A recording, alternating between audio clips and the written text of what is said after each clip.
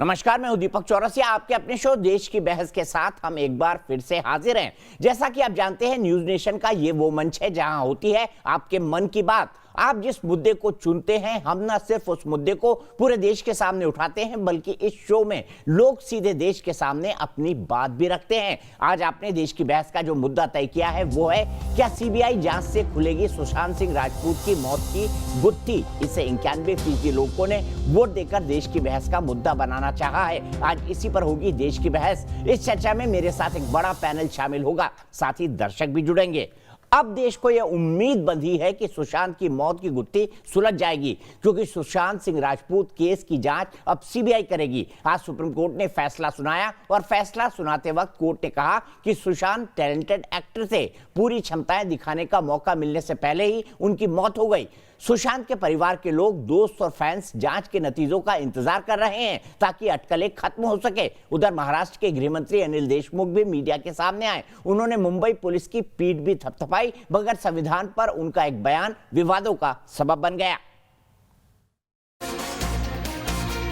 सुशांत पर आया सुप्रीम फैसला, सीबीआई जांच को हरी झंडी। सीबीआई जांच से खुलेगी मौत की गुत्थी। आखिरकार सभी पक्षों से लिखित जवाब देने के बाद सुप्रीम कोर्ट ने सुशांत सिंह राजपूत की मौत की गुत्थी सुलझाने के लिए सीबीआई को जांच सौंप दी है। उच्चतम न्यायालय ने फैसला सुनाते हुए माना कि मुंबई पुलिस ने इस केस की जांच नहीं की, बल्कि पूछताछ ही की है। इसलिए इस केस से जुड़े हर मामले को अब सीबीआई ही देखेगी। माननीय अदालत ने पटना में दर्ज एफआईआर को भी सही माना है। साथ ही महाराष्ट्र सरकार और मुंबई पुलिस को सीबीआई को पूरा सहयोग देने के लिए कहा है। कोर्ट ने सबसे बड़ी बात यह कह दी है कि इस सीबीआई इन्वेस्टिगेशन को हम अपने कोर्ट का भी स्टैंप दे रहे हैं और कोर्ट की तरफ से भी कह रहे हैं कि ये सीबीआई से ही होनी चाहिए। जहां एक और सीबीआई जांच से अब सुशांत के परिवार के साथ साथ सुशांत को चाहने वालों को इंसाफ की उम्मीद बंधी है, वहीं रिया के वकील ने भी बयान दिया है कि खुद रिया भी सीबीआई जांच चाहती थी। दूसरी ओर इस पर राजनीति भी गरमाने लगी है। बीजेपी ने मौके को भांपते हुए महाराष्ट्र के गृह मंत्री से इस्तीफे तक की मांग कर डाली है। वहीं महाराष्ट्र सरकार किसी भी विवाद से बचने के लिए चुप्पी साध चुकी है, जबकि बिहार के मुख्यमंत्री नीतीश कुमार ने फैसले से खुशी जाहिर की है। सुप्रीम कोर्ट ने सुशांत सिंह राजपूत के मामले में जो पटना पुलिस ने एफआईआर दायर किया है उसको सही मानते हुए सीबीआई में के द्वारा अनुसंधान को सही बताया है। ये न्याय की जीत है कि अगर इस्तीफे की बात निकले तो दिल्ली तक जाती, दूर तक जाती। अब देखना यह है कि सीबीआई जांच के बाद सुशांत सिंह राजपूत को न्याय कब तक मिलता है। देश की बहस में आज चर्चा इस गुत्थी को सुलझाने पर होगी। आखिर पूरे देश की निगाहें हैं इस सबसे बड़ी मौत की मिस्ट्री पर। तो देश की बहस में हमारा आज का सवाल क्या है, ये भी सुन लीजिए। आप वोटिंग करिए, क्योंकि आपकी राय बहुत महत्व रखती है हमारे लिए। हमारा आज का सवाल है, क्या महाराष्ट्र सरकार ने जांच में लीपापोती की है? ए इसका जवाब है हाँ, और बी नहीं। वोटिंग के विकल्प आप सब जानते हैं। आज आप हमारी वेबसाइट पर जा सकते हैं। हमारा मोबाइल ऐप है जिसे डाउनलोड करना बेहद आसान है। हमारे ट्विटर हैंडल पर भी जा सकते हैं, हमारे फेसबुक पेज पर जा सकते हैं। और साथ ही साथ अगर आपकी कोई राय, विचार या किसी भी तरह का सुझाव है, या आप इस बहस में शामिल होना चाहते हैं, तो आप तुरंत हमें एक व्हाट्सएप बनाएं, छोटा सा व्हाट्सएप 9711002266 पर इस व्हाट्सएप को भेज दें।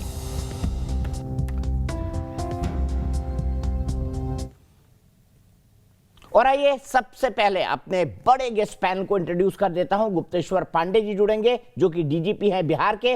राबिया अमीन जुड़ी हुई हैं, जो कि एक्ट्रेस जिया खान की मां है, जिनकी भी अनफॉर्चुनेट डेथ हो गई थी। साथ ही साथ मेरे साथ ममता काले जी जुड़ी हुई हैं, जो कि एक पॉलिटिकल एनालिस्ट है। ये पूरे समय हमारे साथ रहेंगी। उज्जवल निकम साहब हैं, सीनियर एडवोकेट हैं, जाने माने लॉयर है, और कई महत्वपूर्ण केसेस उन्होंने लड़े हैं, चाहे वो 26/11 हो, अजमल कसाब का मामला हो, चाहे वो मुंबई बम धमाके हो, और अनगिनत केसों के वो पब्लिक प्रोसिक्यूटर रहे हैं। थोड़ी ही देर में मेरे साथ गुप्तेश्वर पांडे जी भी जुड़ेंगे। निकम साहब, आज भले से ही टिप्पणी ना की हो सुप्रीम कोर्ट ने महाराष्ट्र पुलिस में, लेकिन अनिल देशमुख साहब का अभी ये कहना कि संघीय ढांचे की समीक्षा की जरूरत है। जी हाँ, एक बार सुन लेते हैं अनिल देशमुख ने क्या बोला है, फिर मैं सवाल पर आता हूं। आप सभी को बताया कि परम पूज्य डॉक्टर बाबा साहब आम्बेडकर, इनका जो संविधान है उसमें फेडरल स्ट्रक्चर के बारे में जो कॉन्सेप्ट है या संघ राज्य के बारे में जो कॉन्सेप्ट है, उसके बारे में जो कॉन्स्टिट्यूशनल एक्सपर्ट है या बड़े बड़े जो थिंकर्स है, उन्होंने इसके बारे में आगे चल के विचार मंथन करने की जरूरत है, ऐसा भी मैं समझता हूं। तो निकम साहब, मैं आऊं उससे पहले क्या कहना है अनिल देशमुख साहब की बात पर हमारे देश की जनता जनार्दन का। अनीशा शाही हमारे साथ वाराणसी से जुड़ी हुई हैं। अनीशा शाही, आज भी महाराष्ट्र के गृह मंत्री ये कह रहे हैं कि उन्होंने तो जांच ठीक से की, मुंबई पुलिस की पीठ थपथपाई। आपको लगता है मुंबई पुलिस ने पीठ थपथपाने लायक कोई काम किया था?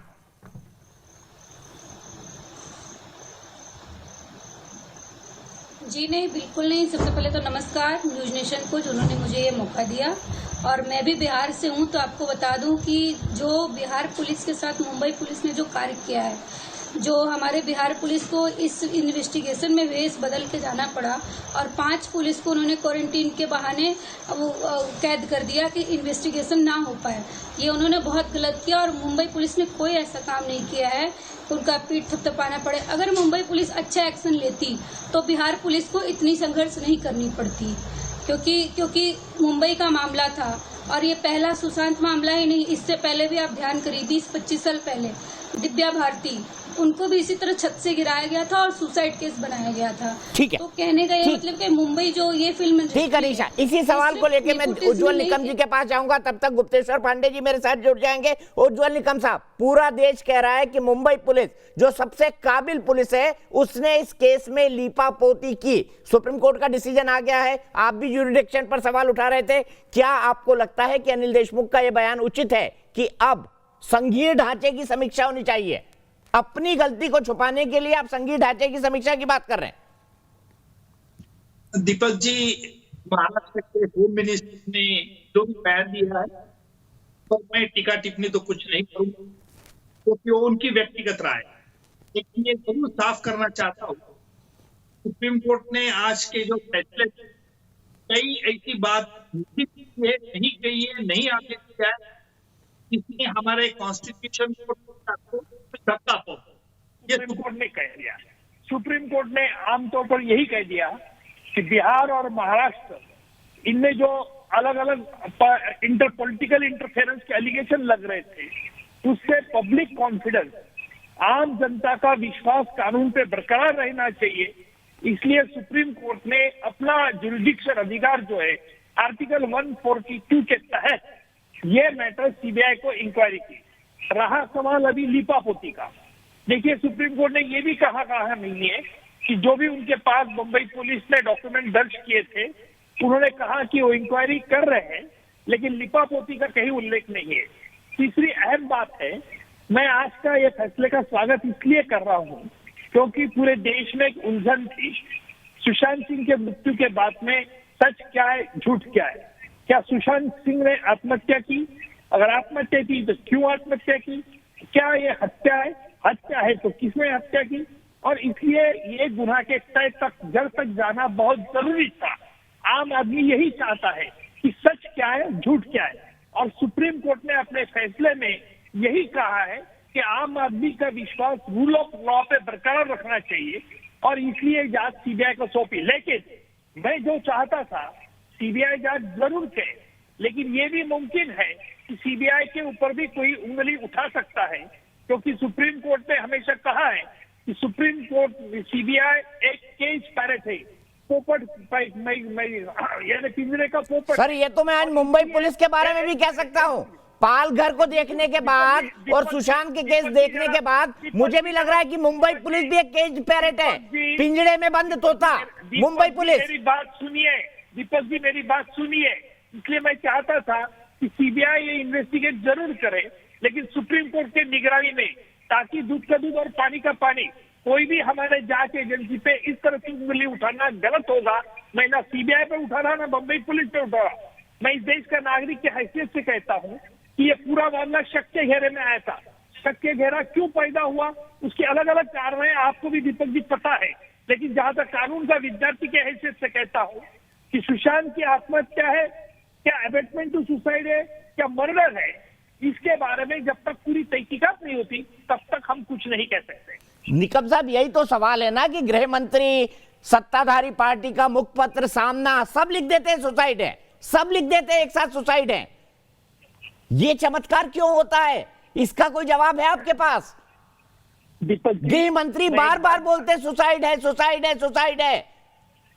गुप्तेश्वर जी जुड़ गए सर, मैं आपसे सवाल का जवाब लूं उससे पहले पांडे साहब के पास जाऊंगा। गुप्तेश्वर पांडे जी, पांडे साहब के पास जाइए, आप पांडे साहब के पास जाइए। पर मैं एक बात जरूर बताता हूं आपको दीपक जी, कि प्रभु रामचंद्र ने जब सीता मैया को उनके कई रावण के कैद से छुड़ाया था और जैसे लेके आए सीता मैया को, तो सीता मैया के ऊपर भी उस देश के नागरिक ने एक सवाल उठाया, क्या सीता पवित्र है? प्रभु रामचंद्र ने फिर उनको अग्नि परीक्षा करने को कहा और इस मामला पूरा शक के घेरे में आया था। पांडे जी को मैं मुबारकबाद देना इसलिए चाहता हूं कि पांडे जी ने जो लगन से ये बात उठाई थी, इसलिए मैं स्वागत करता हूं। लेकिन यहां तक हमने खुश नहीं होना चाहिए, क्योंकि ये पूरी केस मामला जो है वो सर्कमस्टेंशियल एविडेंस पर आधारित है और सीबीआई किस तरह से तार जुड़ाती है ये देखना है।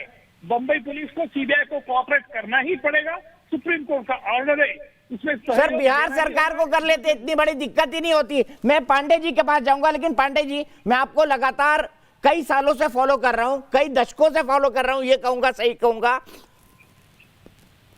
आप एक ऐसे ऑफिसर है जो वाकई में गोदड़ी के लाल हैं। एक बहुत छोटे से घर से निकले, वहां से आपने पढ़ाई शुरू की और आज आप बिहार जैसे राज्य के डीजीपी हैं। महाराष्ट्र सरकार के साथ आपका जो एक्सपीरियंस है वो क्या कहता है और आपका पुलिसिया दिमाग क्या कहता है कि क्यों महाराष्ट्र पुलिस ने समय समय पर इस केस का कत्ल करने की कोशिश की, इंसाफ का कत्ल करने की कोशिश की? ये मेरे शब्द हैं, आपके नहीं। मैं सिर्फ सवाल का जवाब चाहता हूं। गरीब का बेटा हूं और गरीब का ही जनता का डीजीपी हूं। यहाँ मुझे जनता का डीजीपी कहते हैं और कोई मैं पहले बार नहीं कर रहा हूं। मैं 33 साल 34 साल की मेरी नौकरी हुई और हमेशा से लोगों की बात को, उनके दर्द को, उनको पीड़ा को समझने का, उनकी बात उठाने का काम करना। जिस तरह से यह मामला उठा, हमने 25 को यहाँ FIR दर्ज की और 26 को टीम बनाकर 27 को मुंबई में उतार दिया। उस दिन से एक मामला बहुत ही विवाद में आ गया। 14 को आत्महत्या या हत्या या अबेटमेंट ऑफ सुसाइड जो कहिए वो घटना होती है सुशांत की, और 20 तक पूरा 6 दिन 7 दिन के अंदर ये मामला ठंडे बस्ते में पड़ जाता है।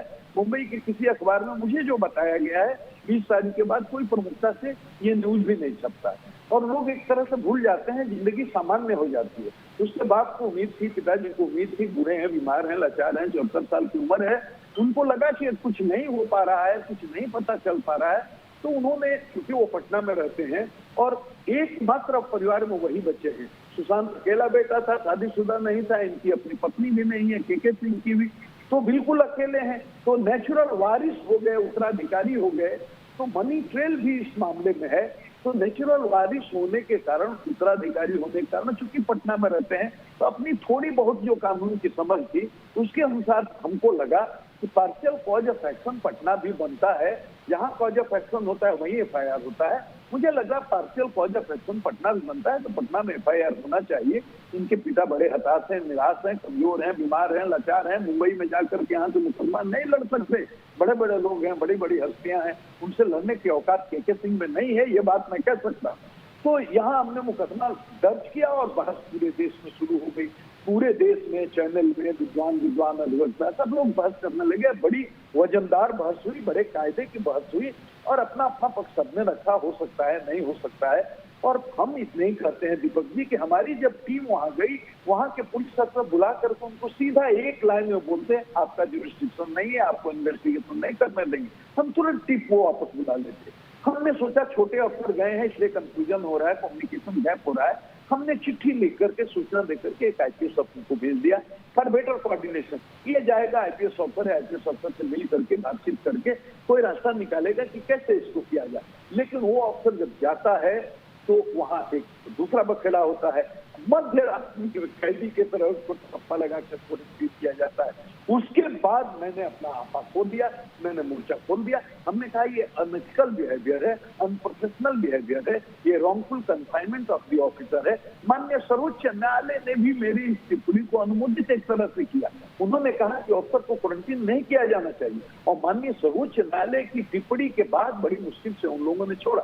तो जो स्थितियां परिस्थितियां बनी, जिस तरह से उन्होंने आचरण किया, तो केवल मेरे मन में नहीं, पूरे देश के मन में एक गंभीर संदेह पैदा हो गया कि इसमें कुछ रहस्य है, पर्दे के पीछे कोई बात है। तो अब ये केस सीबीआई को ही जाना चाहिए। और जब सीबीआई को चला गया तो हमको लगता है दीपक जी, आप तो इतने वरिष्ठ पत्रकार हैं, पूरे देश में बच्चा बच्चा आपको जानता है। मैं आज से थोड़ी आपको जानता हूँ, आज से थोड़ी आपको देखता हूँ। आप बताइए खुद हमको कि क्यों किसी को आपत्ति होनी चाहिए। मुंबई पुलिस को भी स्वागत करना चाहिए, जो भी चाहते हैं। निगम जी जो बोल रहे हैं, माननीय अधिवक्ता, बहुत सही बात बोल रहे थे कि पूरे देश को जानना चाहिए और पूरा सत्य उद्घाटित होना चाहिए कि ये कैसे घटना हुई, सुशांत के साथ क्या हुआ।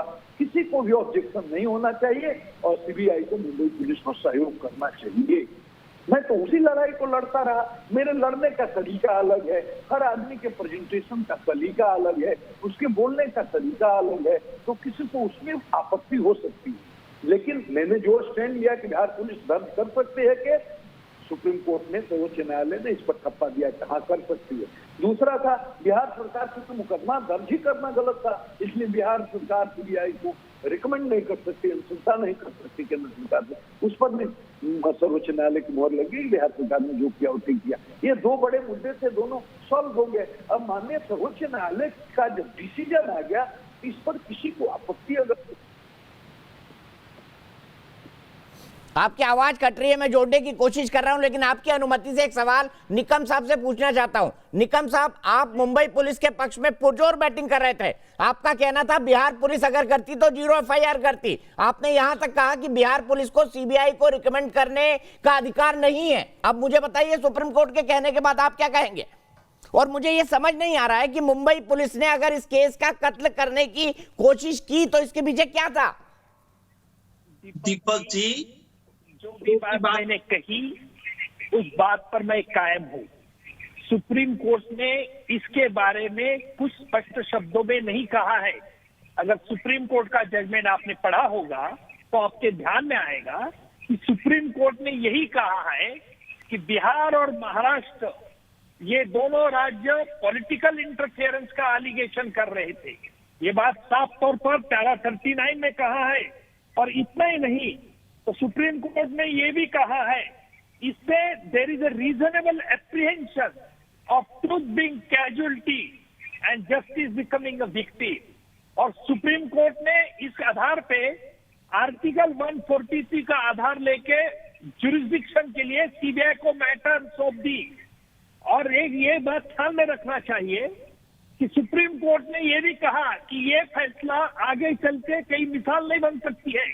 तीसरी अहम बात सुप्रीम कोर्ट ने कही है कि जो कहा है कि जो लोगों के ensure the public confidence in the investigation and to do complete justice, the court ने ये पावर एक्सरसाइज किए।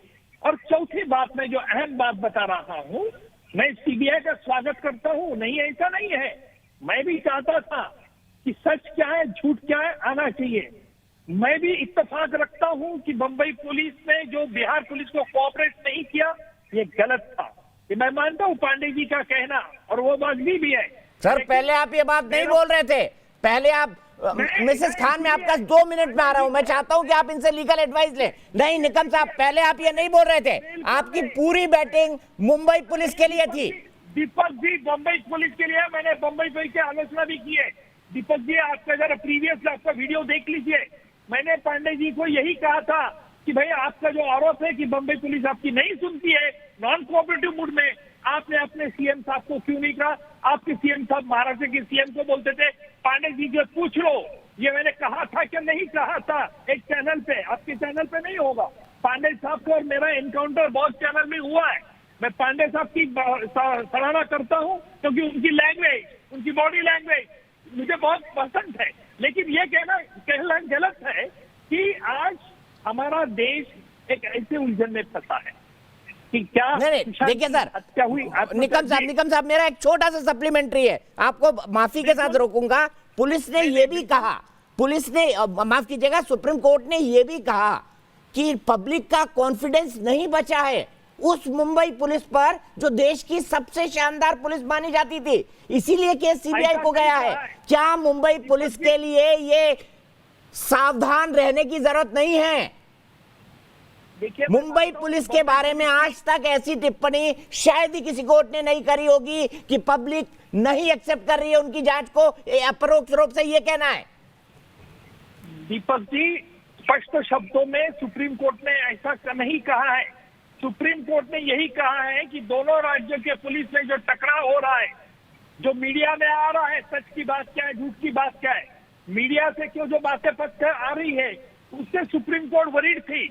और सुप्रीम कोर्ट ये चिंतित थी कि भाई ये रीजनेबल एप्रीहेंशन मैं पढ़ा सकता हूँ, to ensure public confidence. Sir मैं एक एक पॉइंट पर आपसे बात, एक एक पॉइंट पर आ सकता हूं, लेकिन मैं चाहता हूं पांडे जी, सवाल यहां पर यह है, सवाल यहां पर यह है कि मुंबई पुलिस फेल हुई तभी तो आपको कूदना पड़ा, तभी तो सुप्रीम कोर्ट को कूदना पड़ा और तभी सीबीआई की इन्वेस्टिगेशन हुई है।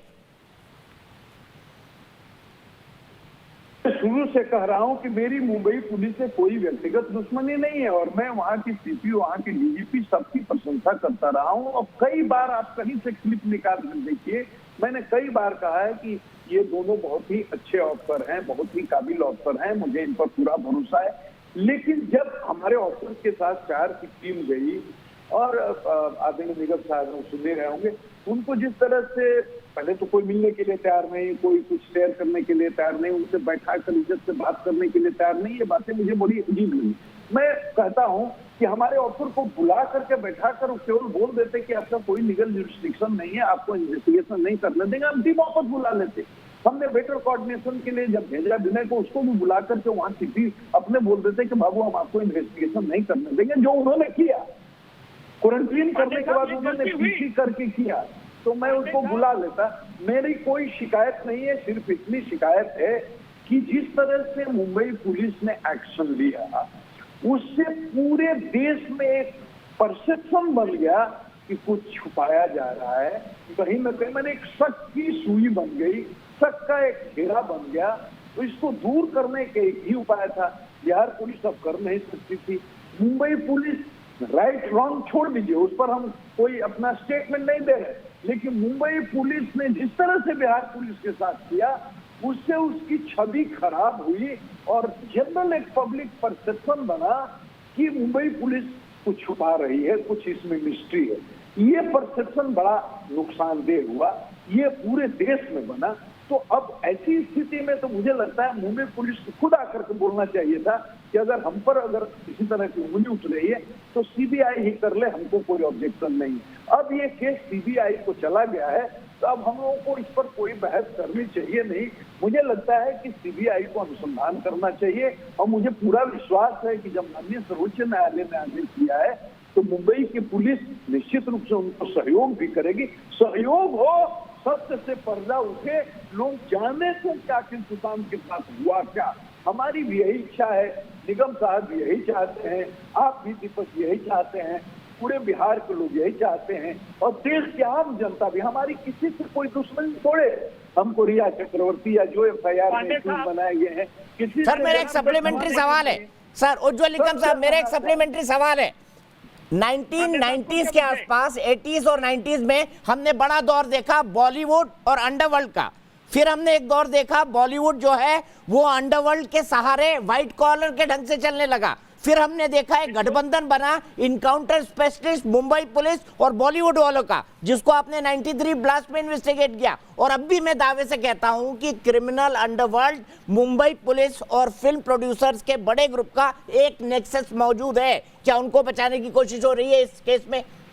दीपक, आप बड़ा इल्जाम लगा रहे हैं मुंबई पुलिस पे। सर मैं लगा रहा हूं क्योंकि ये फैक्ट है। नहीं, बिल्कुल झूठ है, झूठ है ये तुम्हारा इल्जाम। मैं ये कह रहा हूँ क्योंकि महाराष्ट्र पुलिस के बड़े बड़े मामले मैंने चलाए, मुंबई पुलिस के। मैं तो सिर्फ प्रोसिक्यूशन का काम करता हूँ as a special public prosecutor. 93 का बॉम्ब ब्लास्ट हो, प्रमोद महाजन की हत्या हो, भूषण कुमार मर्डर हो, 26/11 का आतंकी हमला हो, डेविड हेडली का हमला, ऐसे कई संगीन मामले। मैं पांडे साहब से ये सहमत हूँ कि बंबई पुलिस ने थोड़ा सा निग्लिजेंस किया, नजरअंदाज किया, अंडरमाइन किया, उन्होंने कम्युनिकेशन गैप रखी, इससे वो शक के घेरे में आ गए। मैं मानता हूँ। देखिए मैं तो अभी देखिए ये कोविड-19 की वजह से मैं बंबई से कई दूर है, मैं भी एक छोटे से गांव से जलगांव का रहने वाला हूँ। पांडे साहब आप हमेशा दोहराते हैं कि मैं तो बंबई का रहने वाला नहीं हूँ, मैं जलगांव एक छोटा डिस्ट्रिक्ट है, 93 में बॉम्बे। सर मेरा गांव आपके गांव से 100 किलोमीटर दूर है।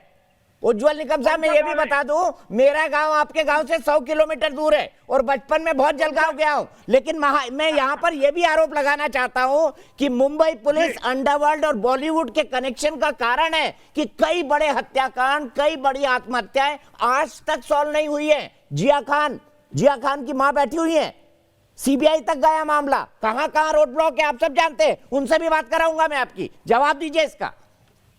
दीपक जी देखिए, बंबई पुलिस जो इन्वेस्टिगेट करते हैं उसके लिए सबूत चाहिए। अगर सबूत नहीं होंगे तो देखिए कैसे किस प्रकार से माहौल बन सकता है। देखिए इसलिए बंबई पुलिस को खामोखाम बदनाम करना दीपक जी ये गलत है। इससे हमारा पुलिस फोर्स डिमोरलाइज हो जाता है, चाहे वो बिहार पुलिस हो या महाराष्ट्र पुलिस हो या यूपी पुलिस हो। I believe police force in their strength also, in their morality also. और जिस तरह से पांडे जी ने जिस तरह से सोचा था कि बंबई पुलिस कोऑपरेट करे, बंबई पुलिस को नहीं कोऑपरेट किया, इसलिए शक के घेरे में आ गया। मैं मानता हूं ये गलती है उनकी, लेकिन इसका मतलब ये नहीं कि कोई लिपापोती किया गया, कोई बचाने की कोशिश। जिया खान की मां को लाइए प्लीज। मैं उज्जवल निकम साहब, ठीक है आप कंक्लूड करिए सर। उज्जवल जी कंक्लूड करिए, तो मैं फिर ममता के पास जाऊंगा। देखिए आज पांडे साहब अब हम खुश हैं कि सीबीआई के तरफ ये मैटर मामला गया, मैं भी खुश हूं। लेकिन there are people and people who are going to raise a controversy as to whether CBI is going to do investigation impartially, independently. क्योंकि सुप्रीम कोर्ट ने कहा है सीबीआई एक पिंजरे का पोपट है। अगर इसलिए मैं चाहता था कि सीबीआई इन्वेस्टिगेट करे, लेकिन सुप्रीम कोर्ट के अंडर ऑब्जर्वेशन करे, ताकि दूध का दूध और पानी का पानी निकल आया। और इसलिए सुशांत सिंह का मामला गहरा ज्यादा इसलिए हो गया कि सुशांत सिंह के मौत से सभी आदमियों को, मुझे धक्का पहुंचा। मेरी वाइफ हमेशा कहती थी कि तुम क्यों ये कर रहे, मतलब मैं कानून का ये तरफदारी कर रहा हूँ, दलील पेश कर रहा हूँ। मेरी मिसेज को, सभी लेडीज वुमेन को आज दुखी है कि सुशांत सिंह का मृत्यु कैसे हुआ। क्या आत्महत्या की तो क्यों आत्महत्या की, क्या वजह थी? अगर आत्महत्या नहीं तो क्या हत्या है? हत्या हुई तो क्यों हत्या? इसीलिए ये मुंबई पुलिस ने थोड़ा मैटर सीरियसली लेना चाहिए था। इससे मैं बिल्कुल सहमत हूँ। ठीक है सर, मेरे एक दर्शक जुड़ गए हैं, आपके 5 मिनट मेरे पास और हैं, प्लीज मुझे दीजिएगा। ममता काले जी भी है, मैं सीधे चलता हूँ। चारू शर्मा एक एक्टर और मॉडल है, मेरी दर्शक है। चारू जी क्या कहेंगी आप इस मामले के बारे में? क्या आपको नहीं लगता कि लीपापोती की गई महाराष्ट्र पुलिस की तरफ से पूरे मामले में?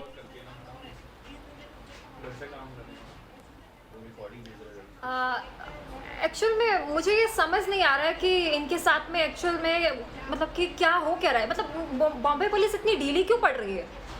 ये बहुत पहले ही सीबीआई के हाथ में सौंप देना चाहिए था केस। और इतना डिले हो रहा है। मतलब एक हम जैसे आर्टिस्ट की पता है उम्मीद चली गई, हम आउटसाइडर है, हम सब लोग इतना डिस्टर्ब हो चुके हैं कि यार हमारी तो कोई रिस्पेक्ट ही नहीं रह गई है, आउटसाइडर को तो कोई ट्रीट ही नहीं मिलेगा यहाँ पे अब। मतलब कोई वैल्यू नहीं। अगर मेरे डैड प्रोड्यूसर है, मेरे डैड डायरेक्टर है, तो मुझे कोई कुछ मिलेगा करियर में, आगे कामयाबी मिलेगी, अदरवाइज नो कामयाबी, नथिंग।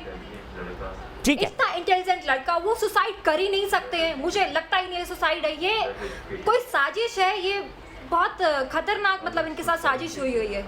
चारू, मैं समझ सकता हूँ आपकी भावनाएं क्या हैं, आप क्या एक्सप्रेस करना चाहती हैं। और वाकई जो छोटे छोटे गांवों से निकल कर जाते हैं और महानगरों में स्थापित लोगों से भिड़ते हैं, उनकी क्या हालत होती है, इसका मैं खुद एक गवाह रहा हूँ। ममता काले जी, मैं आपके पास जाना चाहता हूँ। निकम साहब का कहना था कि मुंबई पुलिस ने कोई लीपापोती नहीं की। उनका यह कहना था कि सुप्रीम कोर्ट ने भी इस तरह का कोई आरोप नहीं लगाया है।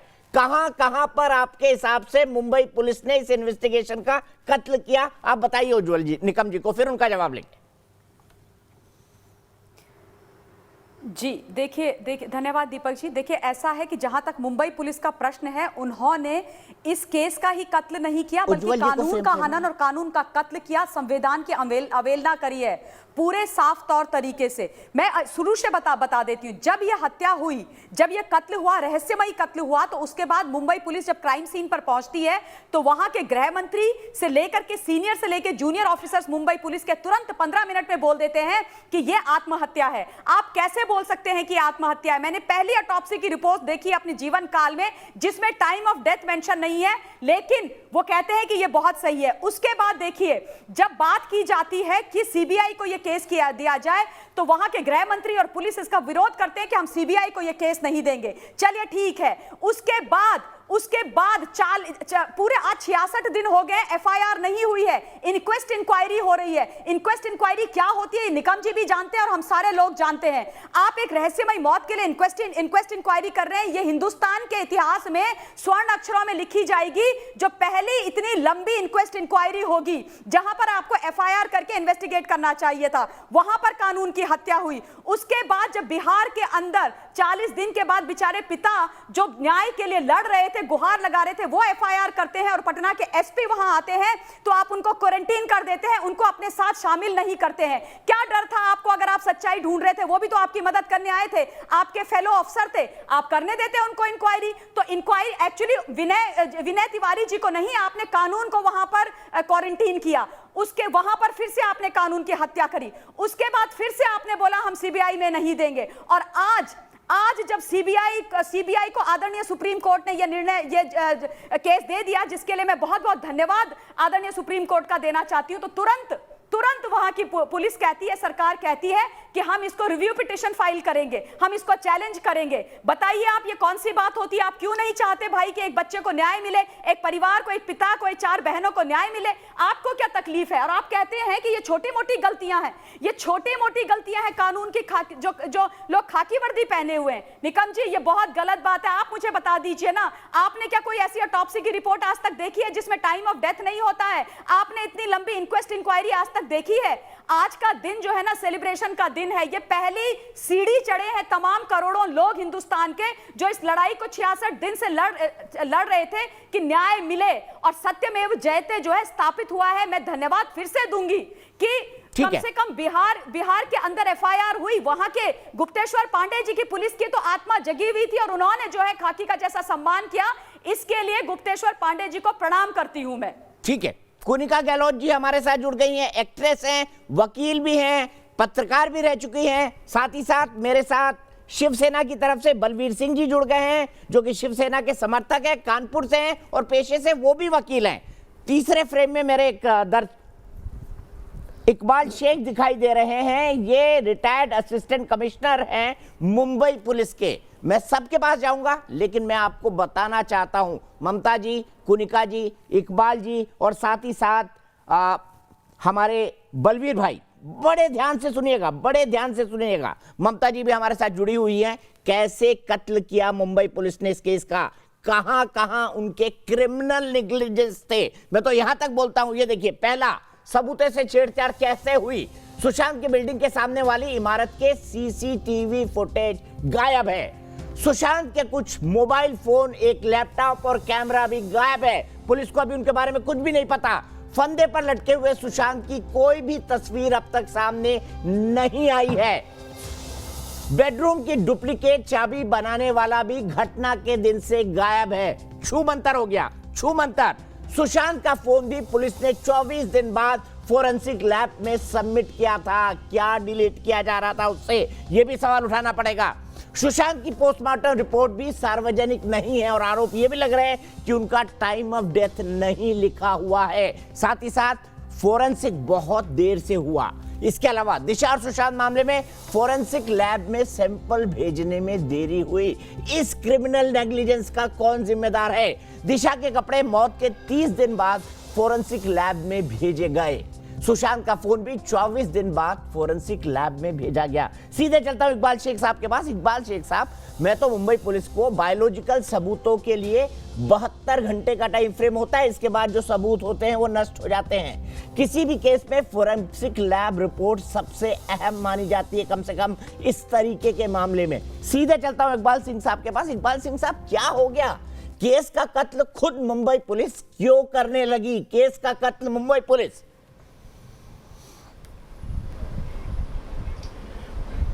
चौरसिया साहब, देखिए ऐसा है कि मुंबई पुलिस जो है सीआरपीसी सेक्शन 174 सीआरपीसी 175 सीआरपीसी के तहत इंक्वायरी कर रही थी, और ये इंक्वायरी में जो भी वस्तुस्थिति है, जो हकीकत है, जो पुलिस को जो चीजें लेना है, जो इंक्वायरी की है, उसकी सराहना माननीय सुप्रीम कोर्ट ने भी आज जजमेंट में की है। आप देखिएगा पैरा 10 और पैरा 21, इसमें कहा है कि we do not find anything wrong. हम कहीं उसमें फॉल्ट भी निकाल नहीं सकते हैं, ऐसा सुप्रीम कोर्ट ने कहा है। लेकिन इनकी इंक्वायरी जो है 174 175 सीआरपीसी के तहत महदूद थी। तपास में कहीं कोताही नहीं हुई है। तपास में सबूत जितने भी जुड़ाने हैं, जो भी जुड़ाने हैं, सुप्रीम कोर्ट के सामने तमाम केस पेपर्स प्रोड्यूस किए गए हैं। सुप्रीम कोर्ट उस केस पेपर को पेरूज करने के बाद सुप्रीम कोर्ट ने 2 पैराग्राफ में मुंबई पुलिस की सराहना की है। तो हम बात कर रहे हैं सुशांत सिंह राजपूत केस की। सुशांत सिंह राजपूत का केस सीबीआई पर भले ही चला गया हो, लेकिन क्या पर्याप्त सबूत मिल पाएंगे? हम, माफ कीजिएगा, हम ऐसा इसलिए कह रहे हैं क्योंकि कई फंडामेंटल, जिसे क्रिमिनल इन्वेस्टिगेशन कहते हैं, उसमें कई फंडामेंटल गलतियां की है मुंबई पुलिस ने। दिशा और सुशांत मामले में फोरेंसिक लैब में सैंपल भेजने में देरी की, पहली बात तो यह है। दूसरा पॉइंट बताता हूं आपको, दिशा के कपड़े मौत के 30 दिन बाद फोरेंसिक लैब में भेजे गए। इन दोनों केसों को जुड़ा बताया जा रहा है। सुशांत का फोन भी 24 दिन बाद फोरेंसिक लैब में भेजा गया। इसके अलावा बायोलॉजिकल सबूतों के लिए 72 घंटों का टाइम फ्रेम होता है। इसके अलावा 1 to 5 पॉइंट्स भी चलाए। किसी भी केस में फोरेंसिक लैब रिपोर्ट सबसे अहम मानी जाती है। इसके अलावा भी कुछ पॉइंट्स हमारे पास, वो भी चलाएं कृपया। जो पहला पॉइंट है जिसमें मुंबई पुलिस ने सबसे बड़ी गलती की है, ऐसा बताया जा रहा है कि उसके पास लाश, जो सुशांत सिंह राजपूत का पार्थिव शरीर टंगा हुआ था, उसके कोई भी तस्वीर उनके पास नहीं है। उतार दिया गया था शव को जिस फंदे पर वो लटका था। सुशांत के बिल्डिंग की सामने वाली इमारत के सीसीटीवी फुटेज भी गायब बताई जा रही है। सुशांत के कुछ मोबाइल फोन, एक लैपटॉप और कैमरा भी गायब है, जिसको खोजने की कोई कोशिश नहीं की गई। फंदे पर लटके हुए सुशांत की कोई भी तस्वीर अब तक सामने नहीं आई है, न ही पुलिस के पास है, ऐसा सूत्र बताते हैं। बेडरूम की डुप्लीकेट चाबी बनाने वाला शख्स भी घटना के दिन से गायब है। सुशांत का फोन भी पुलिस ने 24 दिन बाद फोरेंसिक लैब में सबमिट किया, क्यों? यह भी सवाल बड़ा है। सुशांत की पोस्टमार्टम रिपोर्ट सार्वजनिक नहीं, लेकिन सार्वजनिक न भी करें तो सबसे बड़ा सवाल यह है, जो सूत्र हमें बता रहे हैं, कि उसके अंदर time of death, approximate time of death नहीं है। नीला सोन मुंबई से जुड़ गई है, हमारी दर्शक है। उसके बाद पैनल मैं पूरा खोलूंगा। मेरे साथ कई खास मेहमान है। राम कदम है, मृत्युंजय कुमार सिंह साहब है बिहार पुलिस एसोसिएशन की तरफ से, ममता काले जी हैं पॉलिटिकल एनालिस्ट, कुनिका सदानंद हैं जो कि एक एक्टर हैं, और साथ ही साथ एक वकील भी हैं, पायल रोहतगी जी जुड़ी हुई थी लेकिन अब वो हमारे साथ नहीं है। बलवीर सिंह जी शिवसेना के नेता और वकील हमारे साथ है, और Iqbal Sheikh retired assistant commissioner of police Mumbai के हमारे साथ हैं। सबसे पहले मैडम आपसे जानना चाहूंगा, नीला सोन जी, क्या आपको लगता है पुलिस ने ठीक काम किया, मुंबई पुलिस ने सुशांत सिंह के मामले में? सर, मुझे लगता है कई इफ और बट है। जैसा कि हम सभी कहते हैं कि justice delay is like injustice done, और इफ और बट के कारण ही आज सीबीआई को जांच सौंपी गई है, जिसके कारण आप कह सकते हैं कि सभी नागरिकों में एक बार फिर न्याय प्रणाली के प्रति आस्था और विश्वास का एक नया आयाम स्थापित हुआ है।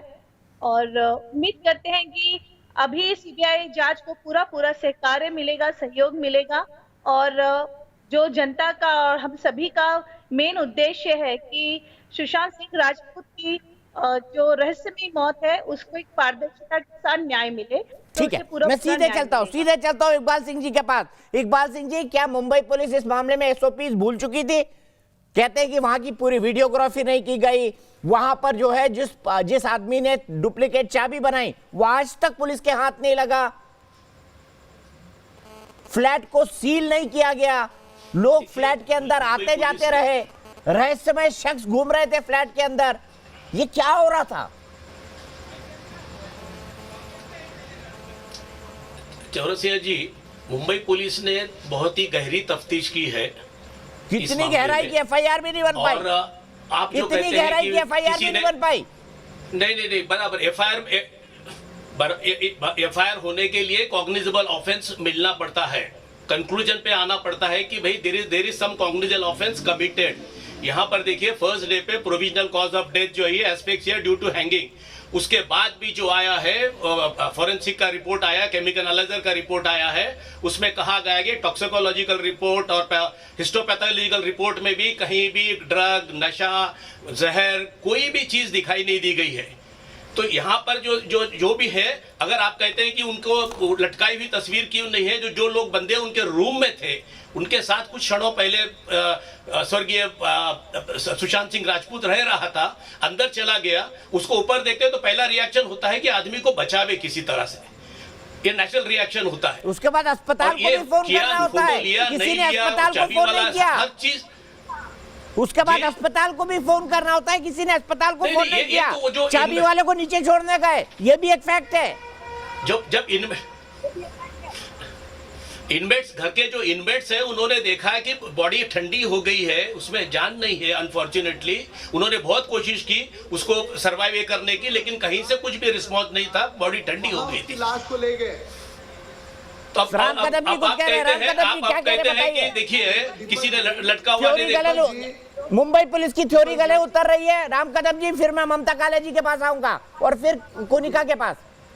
दीपक जी, बुनियादी बात तो ये है कि जहां पर सुशांत का निवास है, जहां पर उनकी ये जो लाश पाई गई, उनके बगल में, घर के बगल में 4 अलग अलग अस्पताल है, पर वहां उनकी लाश को नहीं ले जाया गया। वो छोड़ करके ऊपर अस्पताल जो बहुत दूर है वहां ले जाया गया, जो बीएमसी के अंडर है, और बीएमसी में शिवसेना की सत्ता है, और शिवसेना लगातार पिछले 66 दिनों के अंतराल में कुछ बड़े नेताओं को बचाने का प्रयास कर रही है। ये पूरे देश और दुनिया के लोगों ने देखा है। ये पूरे मामले में यदि आप देखो तो सबसे महत्वपूर्ण बात यह है कि 25 फरवरी को सुशांत स्वयं, उसके परिवार के लोग बांद्रा पुलिस स्टेशन में कहते हैं कि इसकी जान को खतरा है। उसके 4 महीने के बाद उनकी संदिग्ध मौत होती है। मौत होने के बाद, मौत के पूर्व 72 घंटे और उसके बाद 72 घंटे जो कॉल रिकॉर्ड पुलिस ने जांच करनी चाहिए, रिया चतुर्वेदी की पुलिस ने जांच नहीं की। फॉरेंसिक लैब में जो सुशांत का मोबाइल भेजना चाहिए वो पुलिस ने नहीं भेजा। 24 दिनों तक ये महाराष्ट्र सरकार के पास मोबाइल रहा सुशांत का, पर महाराष्ट्र सरकार ने ये मोबाइल फॉरेंसिक लैब में नहीं भेजा। बताइए इकबाल सिंह जी, बताइए क्यों ऐसा? सीबीआई की जांच एजेंसी इकबाल सिंह जी बताइए क्यों ऐसा? बताइए, जवाब दीजिए। राम कदम जी गंभीर आरोप लगा रहे मुंबई पुलिस पर, और यही आरोप पूरा देश लगा रहा है, पूरा देश। चौरसिया जी, मैं जवाब देता हूँ। ऐसे कारण थे कि इन्होंने ये जांच, अगर मुझे बोलने दे तो मैं जरूर जवाब दूंगा। सीबीआई को नहीं सौंपी। सीबीआई की मैं पूछना चाहता हूँ दीपक जी, सीबीआई की जांच एजेंसी क्या पाकिस्तान की जांच एजेंसी है? कौन सा डर था महाराष्ट्र सरकार को? कौन सी आपत्ति थी? क्या दाल में काला था? कौन सा डर था? कौन सा भय था? कुछ ना कुछ दाल में काला था। कुछ बड़े लोगों को बचाने का प्रयास महाराष्ट्र की सरकार कर रही थी। उसी कारण महाराष्ट्र सरकार ने जांच ना सीबीआई को सौंपी, ठीक है, ना सक्षम होने के सीधे इकबाल सिंह जी जवाब दीजिए। इकबाल सिंह जी, फिर कोनिका जी चौरसिया साहब, ऐसा है कि कॉर्नर एक्ट के तहत बंबई में कुछ हॉस्पिटल डेजिग्नेटेड किए गए हैं पोस्टमार्टम के लिए। उसमें जेजे हॉस्पिटल भी है, उसमें सेंट जॉर्ज भी है, उसमें केईएम हॉस्पिटल है, उसमें कुपर हॉस्पिटल है, उसमें कस्तूरबा हॉस्पिटल है। जो हॉस्पिटल्स हैं उनको डेजिग्नेट किया गया है। आपको मेडिको लीगल केस में, आपको अननेचुरल डेथ के केस में पोस्टमार्टम के लिए वही हॉस्पिटल को ले जाना पड़ेगा। भले यहाँ पर आपके पास लीलावती है, आपके पास भाभा हॉस्पिटल है, लेकिन मेडिको लीगल केस के लिए जहां पर पोस्टमार्टम के जो पोस्टमार्टम करने वाले जो एक्सपर्ट डॉक्टर्स होते हैं वो वही होते हैं, और ये हॉस्पिटल डेजिग्नेटेड किया गया है, इसमें कोई शक नहीं है। और जहां तक सीबीआई, माननीय सर्वोच्च न्यायालय ने सीबीआई को दिया है, बहुत अच्छी बात है, इसमें दूध का दूध हो जाएगा, पानी का पानी निकलेगा। लेकिन इस पूरी इंक्वायरी में मैं माफी चाहता हूं, पैरा 10 और पैरा 35 में तो supreme court, honourable supreme court ने कहा है कि you can not find any fault with the investigation, with the inquiry. Mamata Kale ये अभी भी वही राग चल रहा है, वही राग चल रहा है, बिल्कुल वही राग चल रहा है। क्लियर कहा गया है। दीपक जी, इकबाल जी धन्यवाद। दीपक इकबाल जी मेरी बात सुन लीजिए। आपने बोला कि जो उनके हाउसमेट्स थे, इनमेट्स थे, उनकी जिम्मेदारी थी। तो आप मुझे ये बताइए कि सिद्धार्थ पैठानी जो उनके साथ रहता था और दीपेश सावंत जो उनका हाउस हेल्प था, जिन्होंने सबसे पहले बॉडी देखी थी और पूरे टाइम वो वहां पर थे, मुंबई पुलिस ने उनको क्यों भगाया? कैसे सिद्धार्थ पैठानी को इजाजत दे दी, जिसने सबसे पहले बॉडी लटकी हुई देखी थी और वो कहता है कि मैंने नूज काटा था और मैं बॉडी को नीचे लेकर के आया था, उसको मुंबई छोड़ के हैदराबाद जाने की इजाजत क्यों दी? और दीपेश सावंत कहाँ है, कहाँ गायब है? आज तक 2 महीने से वो मिल नहीं रहा है, वो अपनी लोकेशन बदलता है, मुंबई पुलिस को कैसे पता नहीं? उसके बाद आप मुझे बताइए, आप कहते हैं कि इंस्टेंट रिएक्शन ये होता है कि किसी को रिवाइव करने की कोशिश की जाती है, लेकिन उसकी हाउस हेल्प ने ये बोला कि दरवाजा बंद था और हमने जो है इस पैंडेमिक के समय में जब तरकारी भाजी तो मिल नहीं रही, वो ताला चाबी बनाने वाला लेकर के आ गए। अरे साहब, जो इंस्टेंट रिएक्शन होता है ना, जब आपका कोई करीबी अंदर होता है और आपको लगता है कि कुछ गलत हो गया तो आप दरवाजा तोड़ते हो। क्यों दरवाजा नहीं तोड़ा, इस बात का आप मुझे जवाब दीजिए। और इसके अलावा उनकी बहन जो है उनके घर से 10 मिनट की दूरी पर रहती थी, क्यों उनकी बहन के आने का इंतजार नहीं किया बॉडी को नीचे निकालने के लिए? तो प्रश्न बिल्कुल जायज है जो दीपक जी पूछ रहे हैं कि हैंगिंग होती लटकी हुई बॉडी को किसने देखा? और इतनी सारी तमाम तस्वीरें तो आपने खींच दी जो बेड पर बॉडी लेटी हुई है और उसकी वीडियो बना दी है, हैंगिंग की क्यों नहीं है? सर ये जो आप बात कर रहे हैं ना, गलत कर रहे हैं। फिर से अगर आपको पैरा 10 पढ़ना है तो पूरा पढ़िए और पैरा 20 पढ़ना है तो पूरा पढ़िए, ये बिट्स एंड पीसेस में मत पढ़िए। कुनिका जी ने एक बात बोली थी कि मीडिया जो है नेपोटिज्म की बात कर रही थी, इसलिए इन्वेस्टिगेशन यहाँ हुई। आप कंप्लीट करिए मनीषा जी। तो आप एक बार एक मिनट रुकिए। कहने से आप कुनिका जी ने बात बोली थी, कुनिका जी ने दीपक आप कंक्लूड करिए मोनिका जी। Deepak ji, all material witness है। ममता जी आप बोलिए। मैं कर रही, देखिए मैं बोलूं। हाँ ममता जी बोलिए, आप बोलिए, कंक्लूड करिए। कुनिका जी ने एक बात बोली थी कि मीडिया जो है ट्रायल कर रही थी, मुंबई पुलिस की और वहां की सरकार की। भैया मीडिया प्रश्न पूछेगी, अगर कुछ गलत होता हुआ दिखेगा तो मीडिया प्रश्न पूछेगी, लोकतंत्र का चौथा स्तंभ है। और अगर मीडिया की इतनी बात वहां की सरकार और वहां की पुलिस सुन रही थी और नेपोटिज्म की बात उन्होंने इतने ध्यान से सुनी और उन्होंने जो है सारे बॉलीवुड के तमाम बड़े लोगों को बुला के पूछताछ की, तो फिर यही मीडिया और हिंदुस्तान की करोड़ों जनता 66 दिन से चिल्ला कर दिन रात 24/7 बोल रही है कि हमें सीबीआई की इन्वेस्टिगेशन चाहिए। तब क्यों नहीं सुनी आपने? ये सेलेक्टिव हेयरिंग और सेलेक्टिव मेमोरी और कुनिका जी जवाब 93% लोग मानते हैं कि महाराष्ट्र पुलिस ने जांच में लिपापोती की। कुनिका, अगर हर एक व्यक्ति के पास मीडिया के लोग पहुंच सकते थे तो उससे पहले मुंबई पुलिस क्यों नहीं पहुंची? जवाब दीजिए। देखिए Deepak ji, please give me 5 minutes because मैं अभी तक चुप बैठी हूँ। पहली बात, ममता जी ने जो कहा कि मैंने नेपोटिज्म के बारे में बात की, मैंने ये भी कहा कि मुंबई पुलिस को 4-5 डायरेक्शंस में जांच करनी चाहिए थी। फर्स्ट, सेकंड थिंग, अभी उन्होंने कहा कि ऐसा क्यों नहीं किया, ये बॉडी के पिक्चर्स क्यों नहीं है। मैं ममता जी से पूछना चाहती हूँ कि सुशांत सिंह जी के जीजा जी OP Singh ji IPS officer हैं, उनको क्या पता नहीं कि एक कंप्लेंट करना हो तो एक फॉर्मल तरीका होता है, रिटन कंप्लेंट, क्या व्हाट्सएप पे कंप्लेंट होता है? तो सवाल दोनों तरफ पे होते हैं। अगर मुंबई पुलिस से भी हम सवाल पूछेंगे तो हमको उस तरफ से भी पूछना चाहिए। हमको जस्टिस के बारे में बात करना है, हमको यहाँ पे कौन सही कौन गलत वो सब इन्वेस्टिगेशन बताएगा। ठीक है, और हम इस बहस पे फिर आएंगे और ममता जी और कुनिका जी आपको फिर आमने सामने करूंगा, लेकिन अफसोस मेरे पास आज वक्त इतना ही है। हमारी बहस और हमारे दर्शक साफ कहते हैं कि महाराष्ट्र सरकार ने जांच में लीपापोती की है और यह मानना है 93% लोगों का। फिलहाल एक ब्रेक के बाद भी न्यूज नेशन पर खबरों का सिलसिला लगातार जारी है।